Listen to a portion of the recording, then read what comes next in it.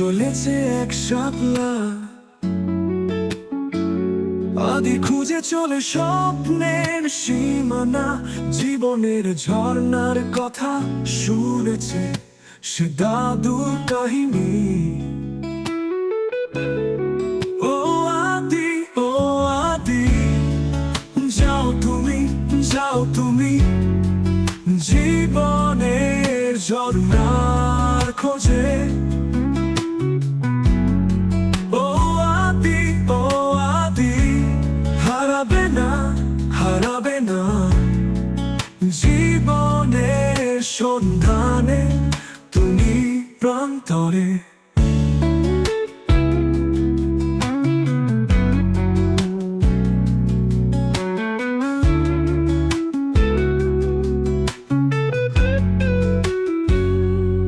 গভীর জঙ্গলের পথে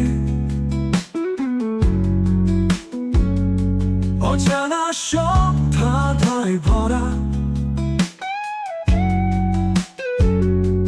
সুরের স্রোতে বয়ে চলে আদি, তবু সাহসী মন নিয়ে।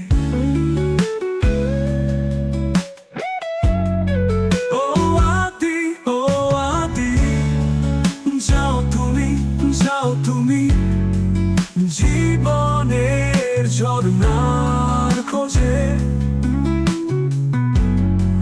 ও আদি, ও আদি, হারাবে না, হারাবে না জীবনের সন্ধানে তুমি প্রান্তরে। তোমার চোখে জ্বলছে আলো, তোমার মনের শক্তি প্রাচীন, সোনার জলে মুক্তি পাবে চিরকাল, তুমি হবে অমর একটি।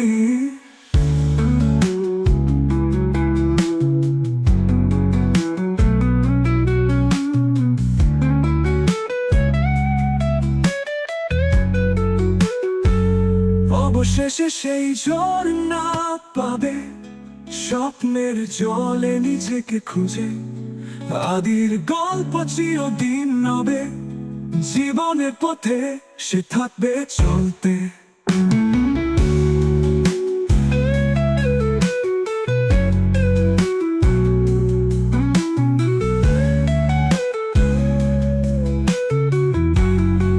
ও আদি, ও আদি, যাও তুমি, যাও তুমি জীবনের ঝর্ণার খোঁজে।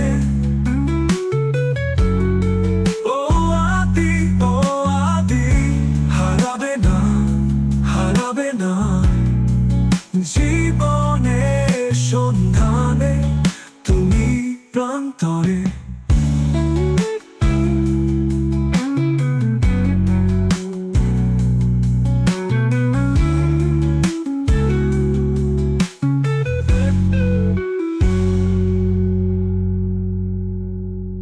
আদির জঙ্গলে অভিযান। একটি ছোট্ট সুন্দর গ্রামের মধ্য দিয়ে, যা একটি বিশাল জঙ্গলের প্রান্তে অবস্থিত।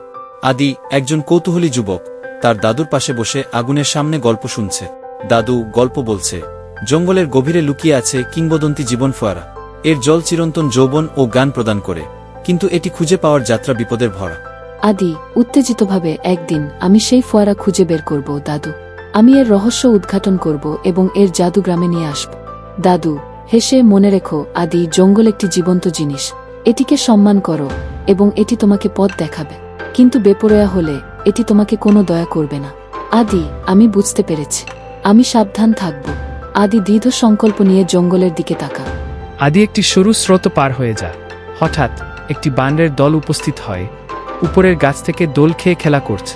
আদি হেসে, আরে ছোট বন্ধুরা, তোমরা কি জানো জীবন ফোয়ারা কোথায়? একটি দুষ্টু বানর আচমকা আদির মানচিত্রটি কেড়ে নিয়ে গাছের মধ্যে পালিয়ে যায়। আদি আতঙ্কিত হয়ে, আরে ফিরে এসো। আদি বানরটিকে জঙ্গলের ভেতরে ধাওয়া করতে থাকে, যা তাকে একটি খোলা জায়গা নিয়ে যায়, যেখানে একটি বিশাল কুমির একটি পাথরের উপর শুয়ে রোদ পোহাচ্ছে। আদি শ্বাসরুদ্ধ, ওহ না, এখন কি করব? বানরটি একটি ডালে বসে আছে, মানচিত্রটি ধরে আছে। আদি সাবধানে কুমিরের থেকে পিছিয়ে আসে এবং ব্যাগ থেকে কিছু শুকনো ফল বের করে। আদি নিঃশব্দে, প্লিজ কাজ করো। সে ফলটি বানরের দিকে ছুড়ে দেয়। বানরটি কৌতূহলী হয়ে মানচিত্রটি ফেলে দেয় এবং ফলটি তুলে নেয়। আদি স্বস্তির নিঃশ্বাস ফেলে মানচিত্রটি তুলে, হুহ, এটা ছিল বেশ কাছাকাছি। কুমিরটি জলে নেমে যায় এবং আদি দ্রুত সেখান থেকে চলে যায়। জঙ্গল গভীরতর হতে থাকে এবং আরও অন্ধকার হয়ে ওঠে। আদি একটি রূপলী সিংহের সামনে এসে দাঁড়ায়, যা তার পথে দাঁড়িয়ে থাকে, তীক্ষ্ণ চোখে তাকিয়ে থাকে। আদি নিজের সাথে ফিসফিস করে, আতঙ্কিত হই না, মনে রেখো দাদু কি বলেছিল। আদি ধীরে ধীরে ব্যাগের ভিতর থেকে একটি জলের ফ্লাস্ক বের করে। সে কিছুটা পানি মাটিতে ঢেলে এবং সম্মানের সাথে পিছিয়ে যায়। আদি শান্তভাবে, আমি কোনো ক্ষতি করতে চাই না, মহান সিংহটি জলের গন্ধ নেয়, তারপর আদিকে তাকায়। কয়েক মুহূর্ত পরে এটি ফিরে জঙ্গলের ভিতরে চলে যায়। আদি গভীর নিঃশ্বাস ছেড়ে, ধন্যবাদ। সে আবার যাত্রা শুরু করে। তার পথ এখন উত্তেজনা এবং বিপদে ভরা। একটি ভয়াবহ ঝড় শুরু হয় এবং আদি একটি প্রাচীন মন্দিরের ধ্বংসাবশেষে আশ্রয় নেয়। সে পাথরের তোরণের নিচে শুয়ে থাকে, বজ্রপাত এবং বৃষ্টির শব্দ শুনছে। আদি কাঁপতে কাঁপতে নিজের সাথে কথা বলছে, আমি এখন খুব কাছাকাছি, আমি এটা অনুভব করতে পারছি। সে মশালের আলোতে মানচিত্রটি পরীক্ষা করে।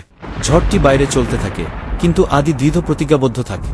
ঝড় থামে এবং আদি অবশেষে জঙ্গলের কেন্দ্রে পৌঁছে যায়। তার সামনে একটি লুকানো উপত্যকা, যা সূর্য পাহাড় দ্বারা পরিবেষ্টিত। কেন্দ্রে জীবন ফোয়ারা সূর্যের আলোতে ঝকঝক করছে। আদি বিস্ময়ে, এটা সত্যি বাস্তব।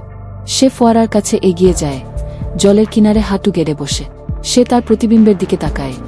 জল এতটাই স্বচ্ছ যেন অন্য জগ। আদি হাত বাড়িয়ে, কিন্তু দ্বিধাগ্রস্ত, যদি আমি এটা পান করি, আমি কখনো জঙ্গল ছাড়তে পারব না।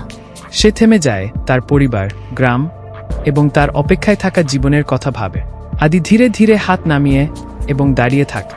আদি নিজের কাছে হাসি দিয়ে, আসল ধন ছিল যাত্রা, ফোয়ারা নয়। একটি শেষ দৃষ্টি নিয়ে আদি ঘুরে ফেরার দীর্ঘ যাত্রা শুরু করে।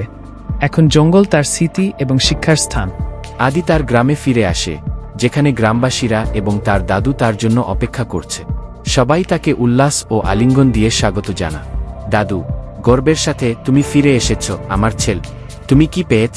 আদি হাসি দিয়ে মানচিত্রটি ধরে, আমি শুধু একটি ফোয়ারা নয় দাদু, আমি জ্ঞান, সাহস এবং আমার চারপাশের জগতের প্রতি সম্মান পেয়েছি। আদির গল্পের নীতিটি হল যে সত্যিকার জ্ঞান আসে গন্তব্য থেকে নয়, বরং যাত্রা থেকে।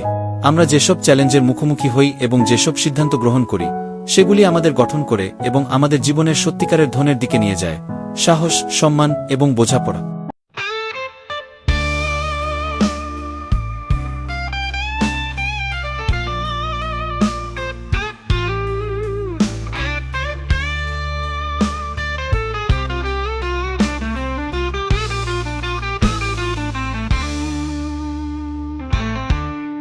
নিঃশব্দে ভরে আলো আর জঙ্গলে চলেছে এক শাপলা। আদি খুঁজে চলে স্বপ্নের সীমানা, জীবনের ঝর্ণার কথা শুনেছে সে দাদুর কাহিনী। ও আদি, ও আদি, যাও তুমি, যাও তুমি জীবনের ঝর্ণা খোঁজে।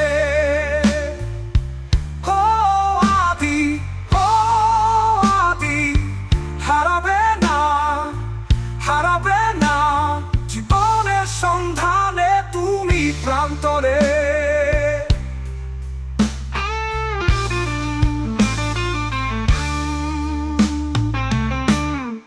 গভীর জঙ্গলের পথে অজানা সব ধাঁধায় ভরা, সুরের স্রোতে বয়ে চলে আদি তবু সাহসী মন নিয়ে। ও আদি, ও আদি, যাও তুমি, যাও তুমি জীবনের ঝর্ণা খোঁজে। ও আদি, ও আদি, হারাবে না, হারাবে না জীবনের সন্ধানে তুমি প্রান্তরে।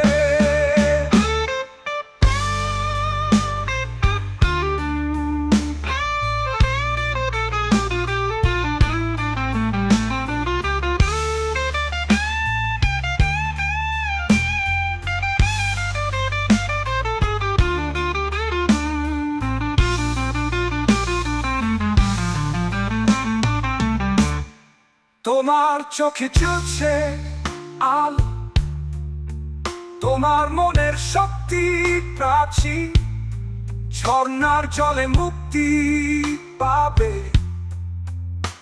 চিরকাল তুমি হবে অমর একটি, অবশেষে সেই ঝর্ণা পাবে।